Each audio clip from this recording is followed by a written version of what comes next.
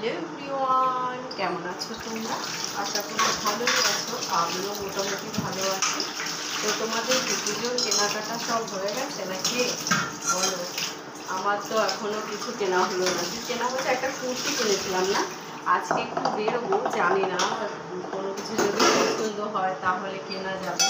তো বাসনগুলো একটু মেজে নিচ্ছি তাড়াতাড়ি করে, কারণ রান্না করতে অনেকটা বেলা হয়ে গেছে। একটু বাইরের কাজ করছিলাম, কিনলাম গাছে, আর ওইদিকে না পাঁচিলটা একটু নিচু করে দেওয়া আছে বলে মানে ফুল গাছের মধ্যে পুকুর টপকে পুরো ইট দিয়ে একটু পাঁচিলের ওপর দিয়ে উঁচু করে দিয়েছি, সেই ইটগুলো সব ফেলে দিচ্ছে, জানো তো।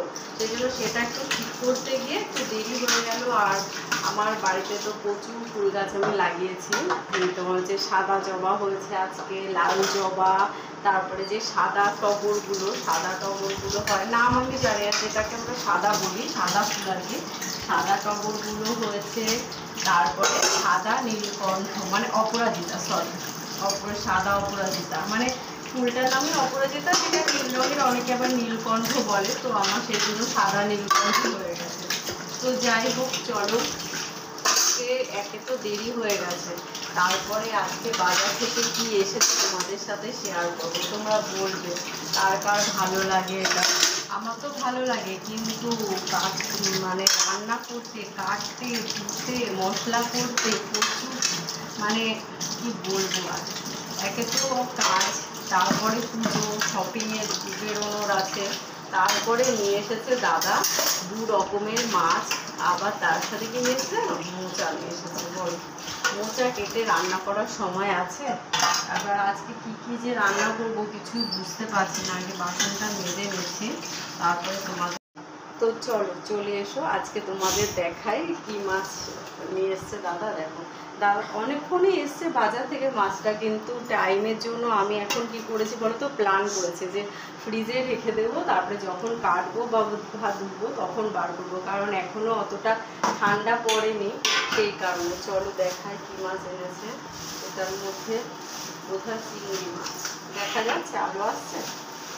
মাছটা কাটতে হবে, দেখো মাছে কতগুলো চিংড়ি মাছ নিয়ে এসছে।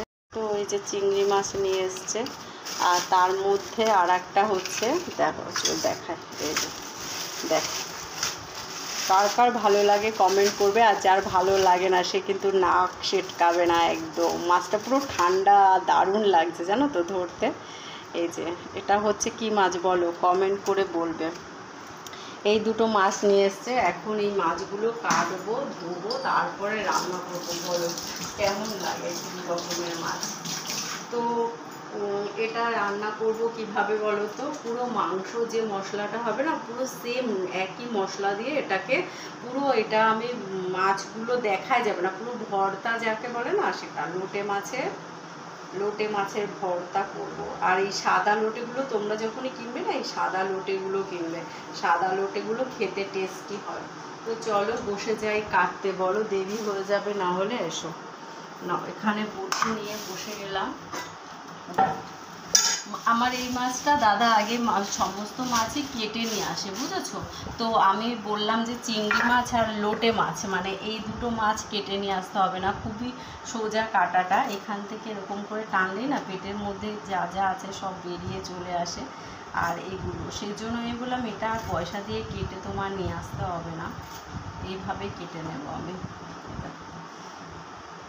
একটু ছোট করে নিলে কি হয়, ভর্তা করার সময় একটু সুবিধা হয় এরকম।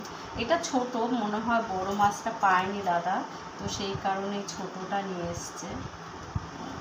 সবসময় তো পাওয়া যায় না, ওঠে না বাজারে সবসময়।